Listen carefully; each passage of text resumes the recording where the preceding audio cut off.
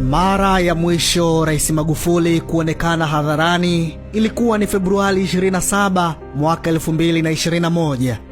Siku hiyo alimwapisha Dr. Bashiru Ali Kakurwa kuwa balozi na katibu mkuu kiongozi. Hakuwa na raha, na tofauti kabisa na alivyozoeleka, siku hiyo hakuongea chochote. Ingawa alikaa kimya, uso na mwili wake kwa ujumla ulionyesha kuna jambo haliko sawa.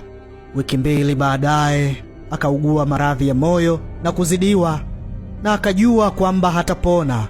Mmoja kati ya watu wachache aliowaita aongee nao ni CDF mstaafu Venance Mabeyo.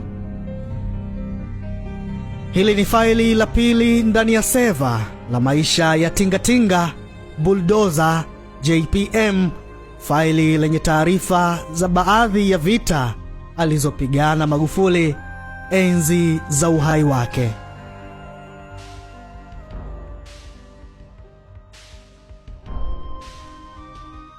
Februari 6 mwaka 2017, Rais John Pombe Magufuli JPM Bulldozer alimwapisha Jenerali Venance Mabeyo kuwa mkuu wa majeshi ya ulinzi CDF.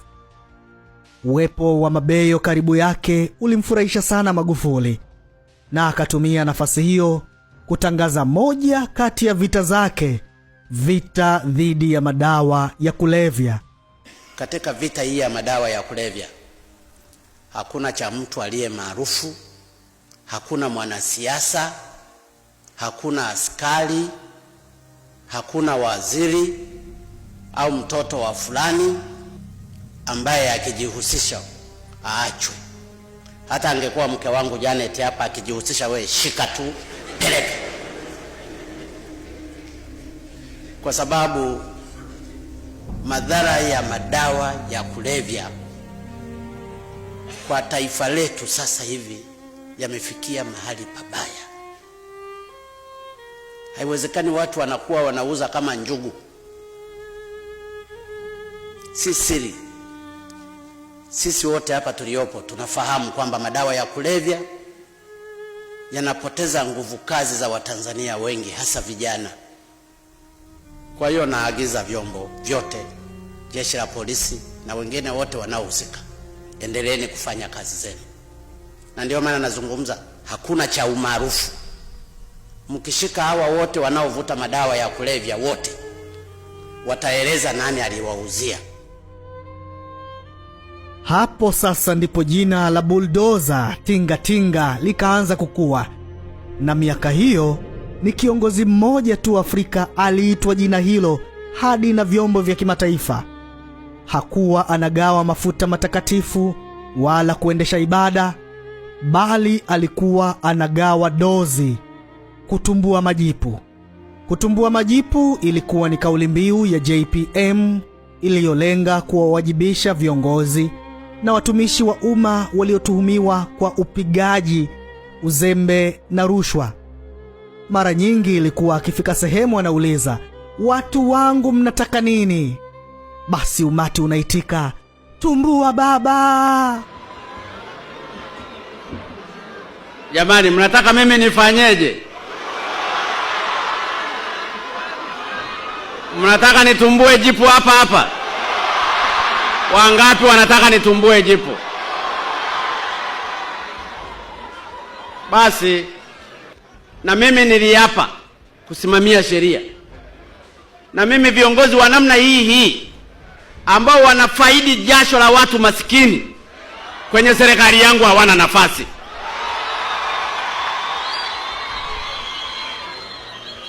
Kwa hiyo kuanzia sasa nimemsimamisha kazi.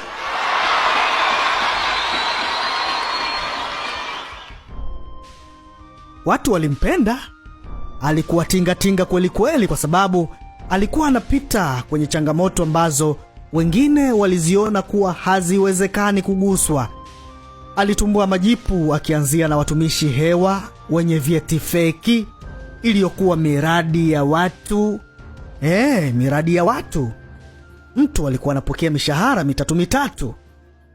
Na hapo sasa ndipo Magufuli aliwaondoa zaidi ya watumishi hewa 19,000 kwenye mfumo wa malipo ya serikali, na hili lilihusisha watu waliokufa, walioacha kazi au wasiokuwepo kabisa.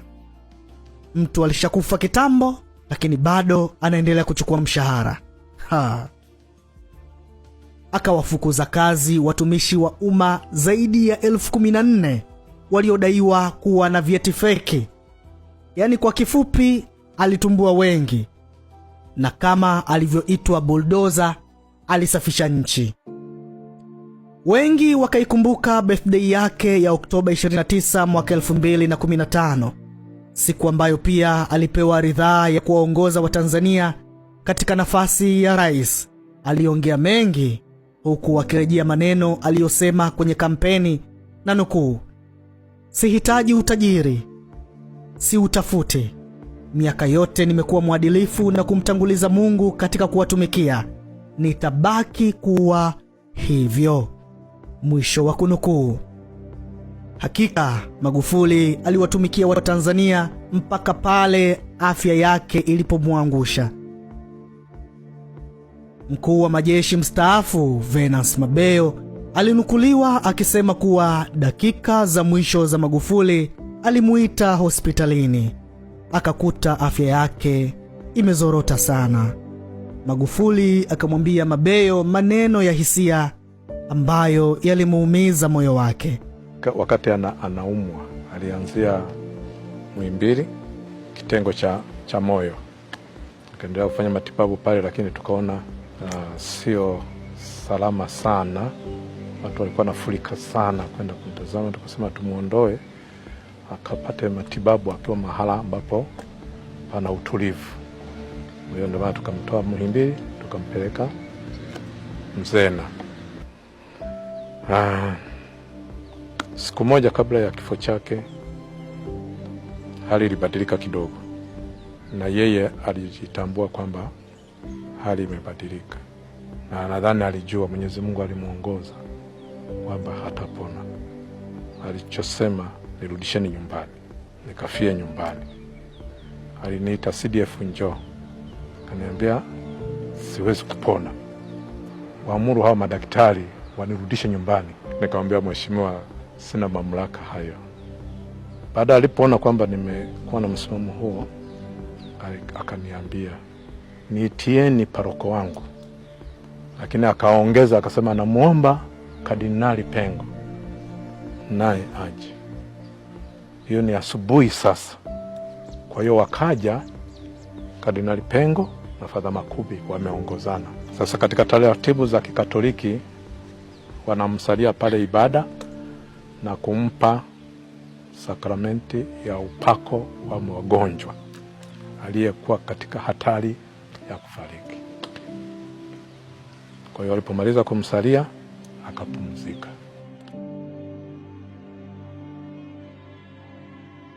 Magufuli alifariki usiku wa Machi 17, ikiwa ni mara ya kwanza Tanzania kushuhudia rais aliye madarakani kufariki dunia. Baada ya kifo chake, watu wakakumbuka mengi, wa heshima waliompa. Mwili wa hayati Magufuli ulipopita barabarani, Watanzania walitandika nguo zao huku wakimlilia, wakikumbuka vita yake dhidi ya rushwa na ufisadi iliyopelekea kuanzishwa kwa mahakama ya ufisadi, wakikumbuka vita ya wezi wa madini iliyopelekea kupigwa marufuku kwa usafirishaji wa mchanga wa madini makinikia, wakakumbuka vita yake dhidi ya matumizi mabovu yasiyo na tija, wakakumbuka mengi. Kwa Watanzania walio gerezani, wakakumbuka jambo ambalo viongozi wachache sana duniani hufanya. Faili linafuata.